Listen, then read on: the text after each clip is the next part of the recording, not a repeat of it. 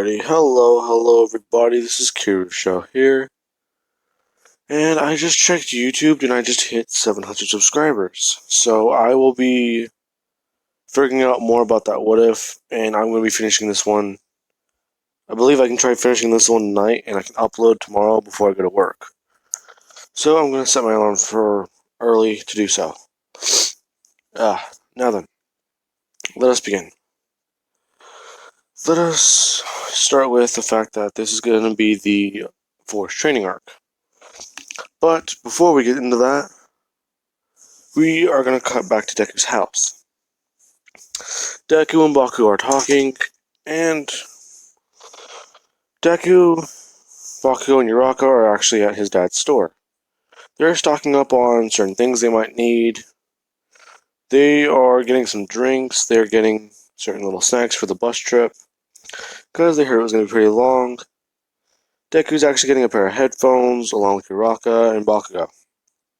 Now then, whenever this is happening, these two are really nerding out over something, and Baku would have seen this. He knows a lot about these two, and he knows that these two basically will end up together one day. So he plans to help that out. So what he does is, he reaches into Deku's backpack, putting the pair of headphones he just had back onto the rack. And they would then rush out and leave as they need to go to the bus at UA to go on the trip to the forest.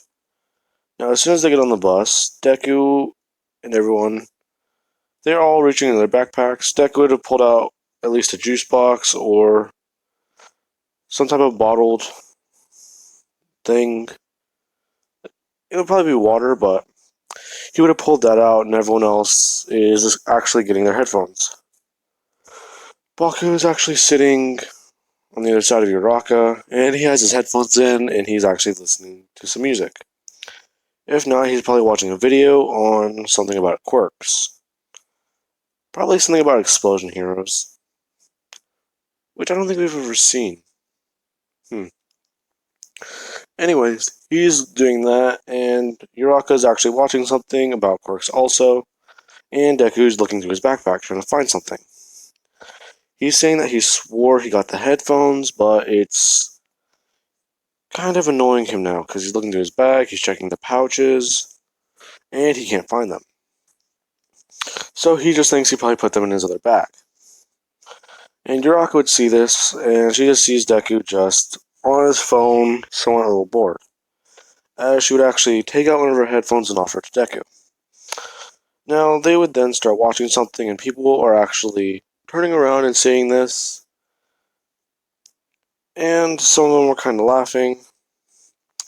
Momo was about to open her mouth to offer to make Deku a pair of headphones, but this is whenever one of your student, Joe, just said, no, let's see how this plays out.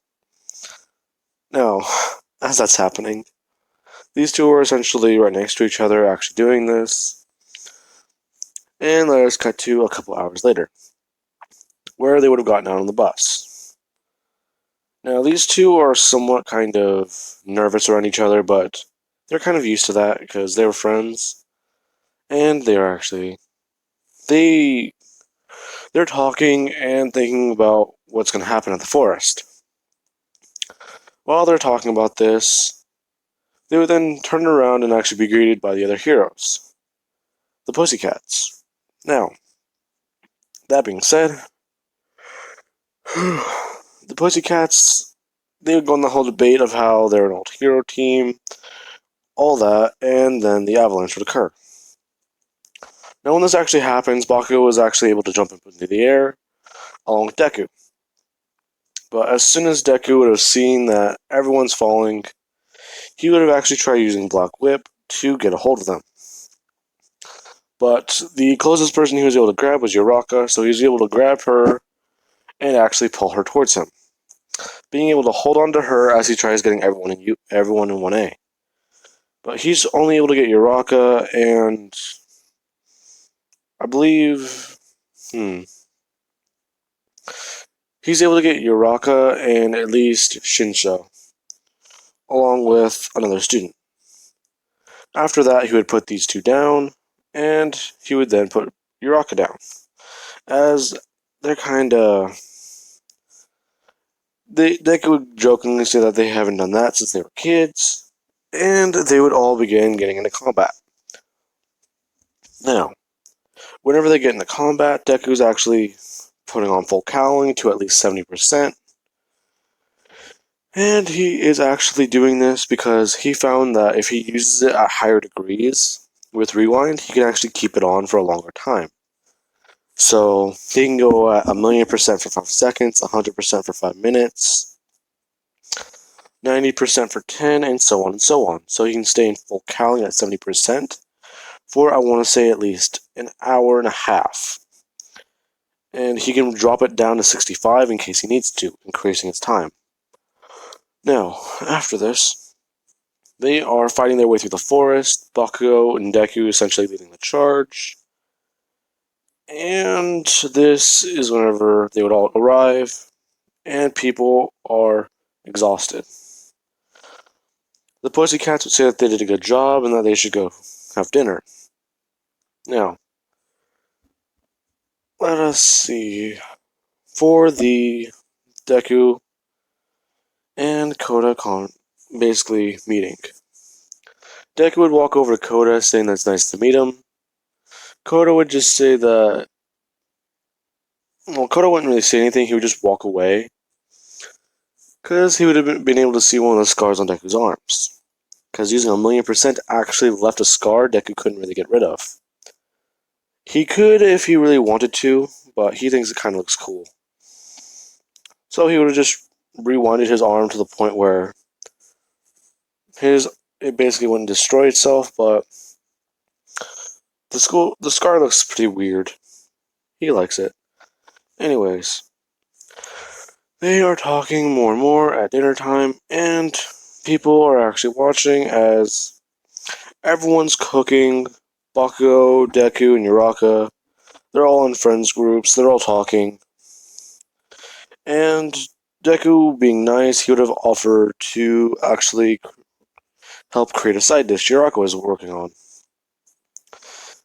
And everyone's taking notice as Bakugo would have actually gone to working on the main food course now with everyone else. Now, people are actually commenting that Deku and Uraka awfully seem pretty close. Are they a couple? Or have they just started dating?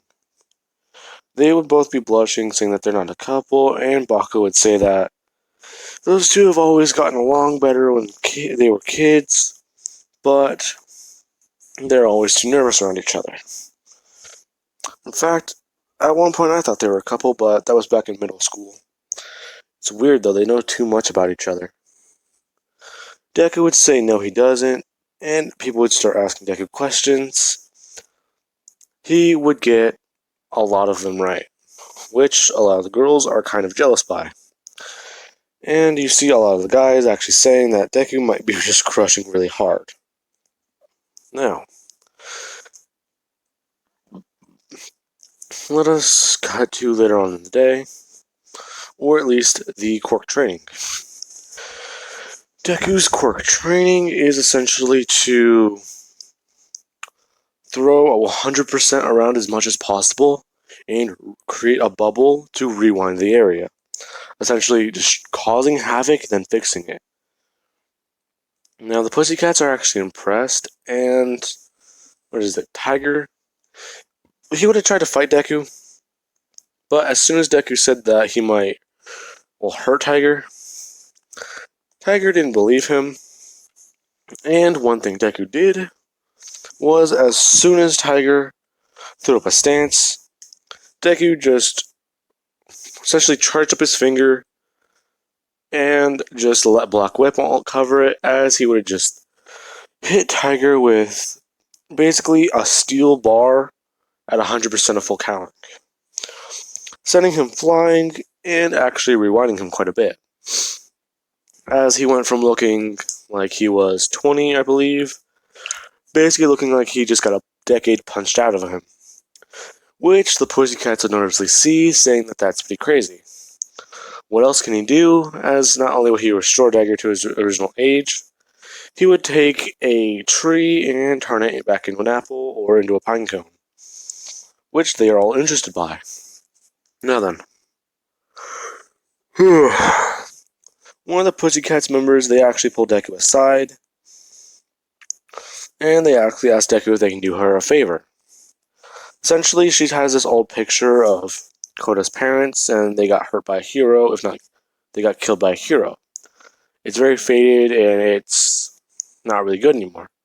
Can he rewind it so that he can essentially give it to Koda? Or give it to Koda? He would say yes and do so, and Koda would be given the picture. As he would see not only the words his parents wrote on the back of it, the words Deku wrote on the back of it. Everyone needs to be saved. Or he would probably write that heroes don't do big things, they also do the smallest. Because they can mean so much to somebody. Now, after that, let us go into the forest attack. Now, during this, people are actually getting Deku and Uraka to go into the forest together, because people literally cannot stop shipping them together. Which Todoroki would have asked about shipping, and a lot of people don't really want to explain it. Now,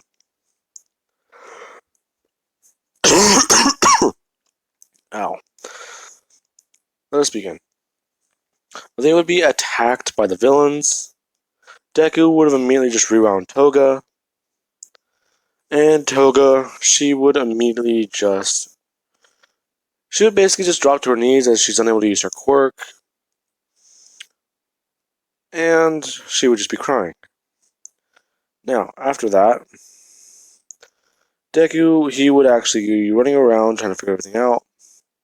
And this is whenever he would run into Muscular.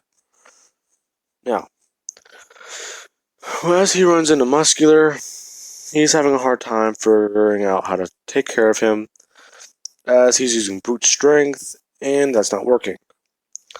Now, Deku is fighting Muscular, and he's even thought about transmuting him into a bug or another small insect. But the problem is, he needs to figure out exactly how big the object is and turn it down to size. Because he basically has to do a lot of different things by roping DNA around, or turning sequences into different ones, different variants, and actually splicing different ones together to create what he needs. Now, as he's thinking about this, he would have grabbed onto Muscular. Him and Muscular are actually having a strength match, where one is pushing one back and the other one is fighting to do the same. Now, as soon as this happens, Muscular's saying that they have an extraordinary friend here that seems to know them. In fact, they think his name was, what was it, Sasaki? Apparently he knows who you are, kid. It wasn't very hard, all I had to do was figure out your name from the sports festival. I believe he said something about that girl. Who was it? Or what was her name? Some chick with a horn just like you. In fact, I think he's going after her right now.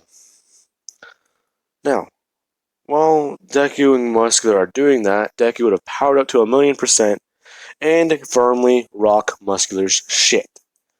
Now, over at the Midoriya residence, let us begin. There is a knock on the door, along with some waiting. This is whenever Aizawa would answer the door, and he would have actually turned on his quirk. Now, he is actually seeing as it's Overhaul. Overhaul says that it is no deal, he's just here for something that he lost.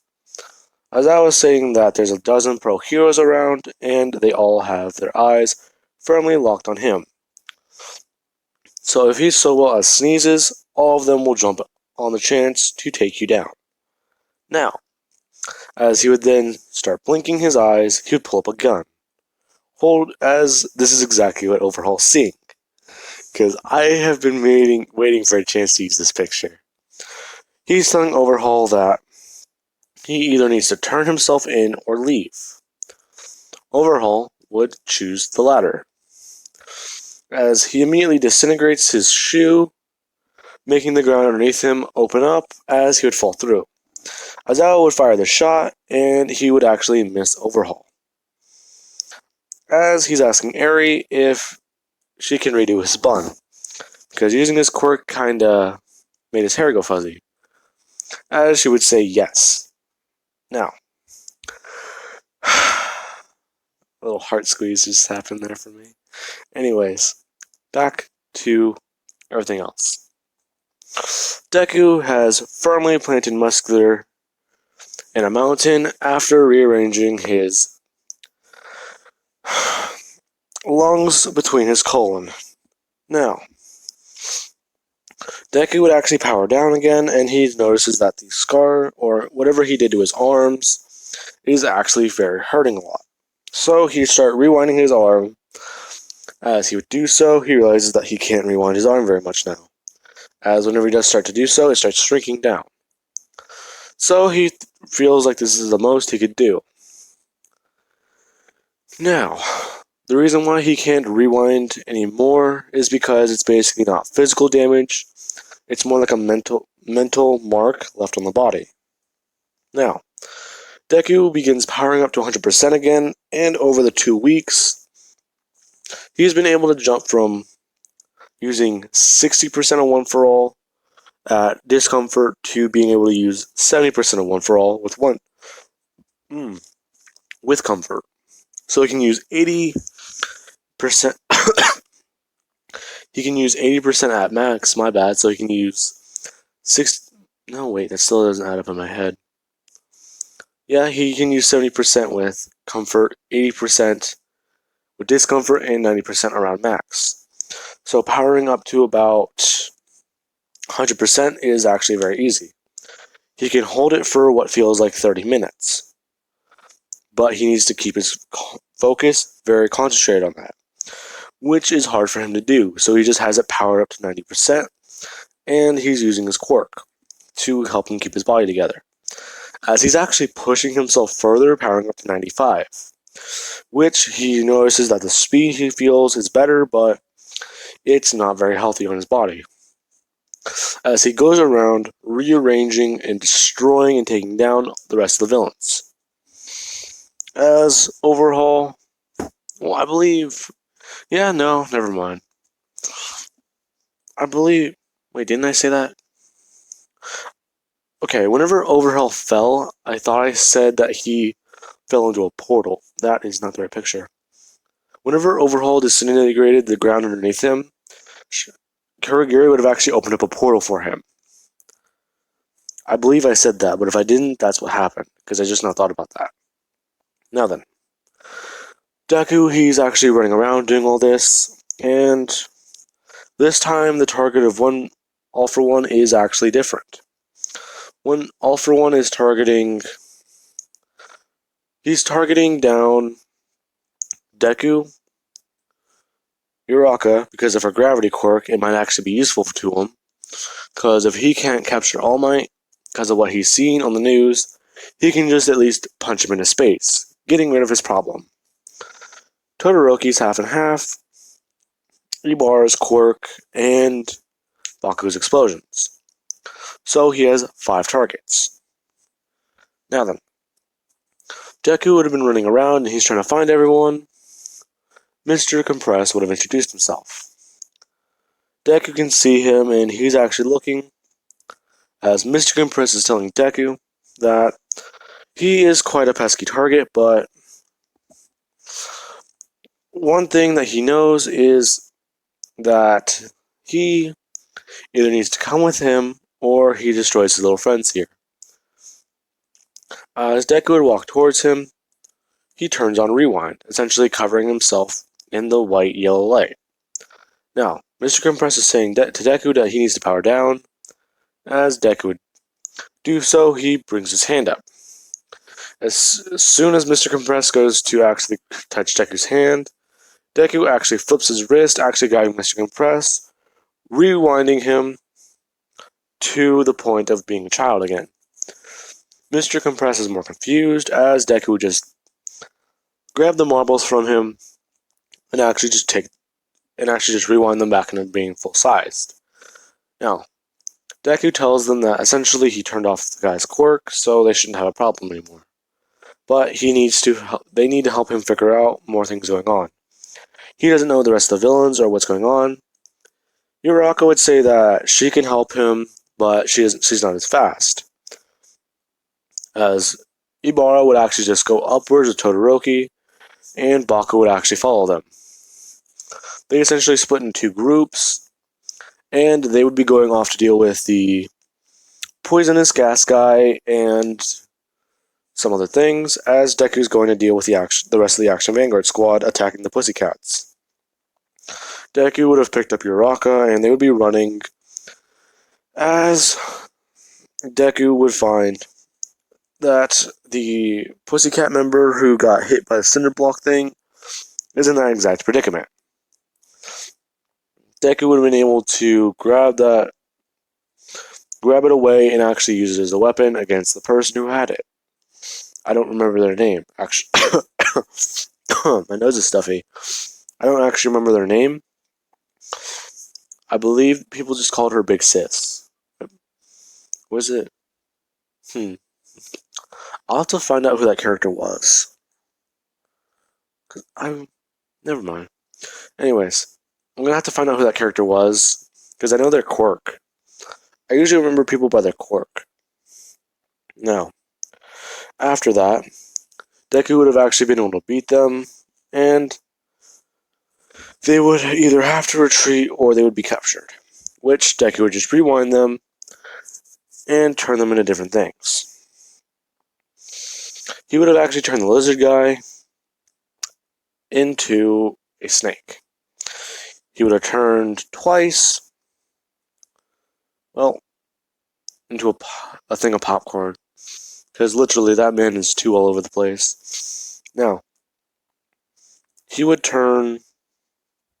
I believe that's all the ones I can come up with. But anyways, that is where I'm going to be leaving this off of, guys. And I hope you enjoyed. And if you guys are wondering where All Might was during that whole predicament, he was one of the heroes that were watching Eri. Well, because I'm pretty sure knowing the number one hero is at your apartment complex, you'd probably tweet about it, be happy, excited. People would wonder why the hero's there. Overhaul can just check social media and figure out, hey, All Might's here at this place around where this guy's store is, so it must be that kid's house. So, he was not scoping out the situation or in the same building. He was watching nearby. Now, I hope you guys enjoyed the video and have an amazing day. And again, I believe I said it at the beginning of the video, but thank you guys for getting me to 700. And, yeah, I can say that at the beginning of Doomslayer when I record it. Alright, goodbye, guys.